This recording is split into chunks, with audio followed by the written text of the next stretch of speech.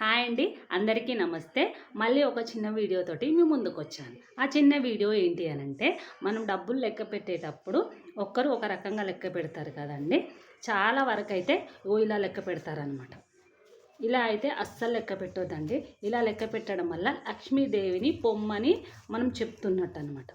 అలా కాకుండా మన డబ్బులు లెక్క పెట్టేటప్పుడు చూడండి, ఇట్లా డబ్బుల్ని మధ్యలోకి ఫోల్డ్ చేయాలి. మంచిగా ఒక దగ్గరికి పెట్టుకొని ఫోల్డ్ చేసి మధ్యలో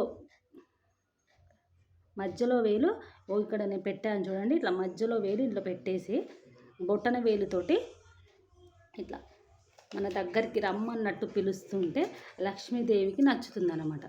ఎవరికైనా రమ్మని పిలుస్తుంటేనే వస్తారు కదా, పొమ్మంటుంటే ఎవరు రారు కదా. అందుకనేసి అయితే మనం ఎప్పుడైనా డబ్బులు లెక్క పెట్టేటప్పుడు ఇలా మన సైడు చూడండి. మళ్ళీ ఇంకొకటి, గాంధీ తాత మన సైడ్ వచ్చేలాగా లెక్క పెట్టాలి.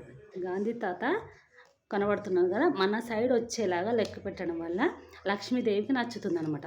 ఇలా లెక్క పెట్టడం వల్ల లక్ష్మీదేవిని పొమ్మని అర్థం అనమాట. అందుకనేసి అయితే ఇప్పటి నుంచి ఎవరైనా పైసలు లెక్క పెట్టేటప్పుడు ఇలా లెక్క పెట్టకుండా ఇలా లెక్క పెట్టండి.